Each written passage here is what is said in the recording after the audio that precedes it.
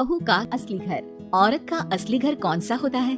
उसका मायका या ससुराल? चलिए इस कहानी में जानते हैं। मानसी को घर सजाने का बहुत शौक था। एक दिन मानसी अपने पिताजी से कहती है, पापा कल आते वक्त सड़क के किनारे लगे रंगीन गमले लेते आना, छत में छोटा सा गार्डन बनाऊंगी। अरे 2 महीने बाद तेरी शादी है, ससुराल जाकर ही सजाना, वही तेरा असली घर होगा। और फिर मानसी की शादी नारंग से हो जाती है। नारंग का घर होता तो है बहुत बड़ा, लेकिन पुराने तरीके का। फिर एक दिन, माँ जी देखिए मैंने ड्राइंग रूम सजाया है, ये नया बड़ा टीवी और सोफे कैसे लग रहे हैं माँ जी? अरे ये सब नहीं चलेगा, यहाँ मेहमान आते हैं तो आराम से खटिया में बैठेंगे, सोफे में कहाँ पीठ सीधी करेंगे। और रंगीन टीवी का रिवाज हमारे घर में अभी नहीं आया है, समझी? सास मानसी को लगभग फटकार से लगाकर वहाँ से चली जाती है। वो सास से माफी मांगकर कमरे को फिर से पुराने जैसा ही सजा देती है।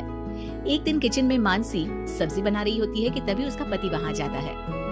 अरे ये क्या कहते हैं इस सब्जी को? परवल जी, हमारे मायके में तो खूब बनती है, आज मन था खाने का तो सबके लिए बना दिया। अरे खाने का मन हो तो अपने घर पर जाकर खाओ ना। अब मानसी समझ जाती है कि पिता ने उसका दिल रखने के लिए ये कहा होगा कि ससुराल ही उसका असली घर है, जबकि उसका असली घर तो उसका मायका ही है।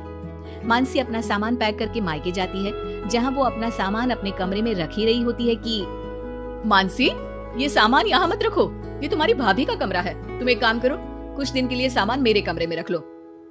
कुछ दिन के लिए मतलब? अगर मुझे हमेशा रहना पड़ा तो माँ? अरे शुभ शुभ बोलो बेटी, हमेशा क्यों मायके में रहेगी? बेटी का असली घर तो उसका ससुराल ही होता है। मानसी को माँ की बात समझ में नहीं आती कि आखिर कौन सा घर उसका है। वो इसी उधेड़बुन में अपने कमरे में जाती है जो शादी से पहले उसका हुआ करता था। अलमारी खोलती है कि तभी पीछे से उसकी भाभी उसे टोक देती है। अरे दीदी ये क्या, कुछ चाहिए था क्या? मुझे बोल देती। नहीं, मैं तो बस वैसे ही अपनी अलमारी में देख रही थी, लेकिन यहाँ तो मेरा कोई भी सामान नहीं है। दीदी अब ये अलमारी मेरी है, आपकी शादी के बाद कमरा और अलमारी दोनों ही मेरे हैं। अगर आपको यहाँ आना है मेरे कमरे में या अलमारी से कुछ चाहिए तो आप मेरी इजाजत ले लीजिएगा। मानसी को भाभी की बात बहुत बुरी लगती है। वो सीधे माँ के पास जाती है। माँ वो तो मेरा कमरा था। हाँ बेटा था, लेकिन अब तो तेरी अलमारी तेरे ससुराल में है ना। हाँ, लेकिन वहाँ तो मैं अपने अनुसार कुछ भी नहीं कर सकती।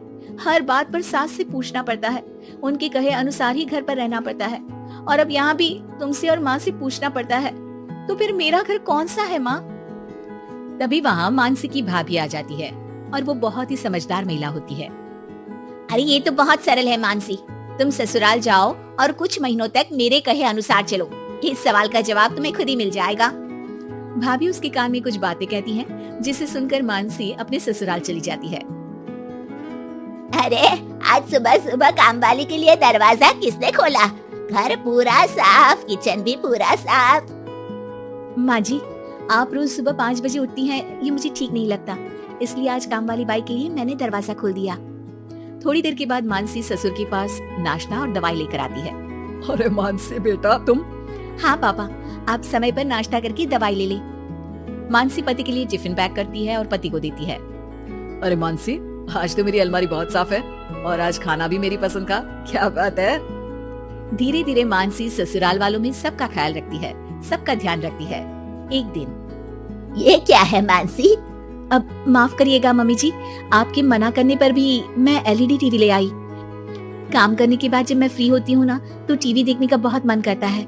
ब्लैक एंड व्हाइट टीवी में मुझे समझ में नहीं आता, इसलिए अपने कमरे के लिए कलर टीवी मंगवाया था। अरे बेटा तेरा घर है, अपने कमरे में क्यों, ड्राइंग रूम में ही टीवी लगवा दे, हम भी देखेंगे।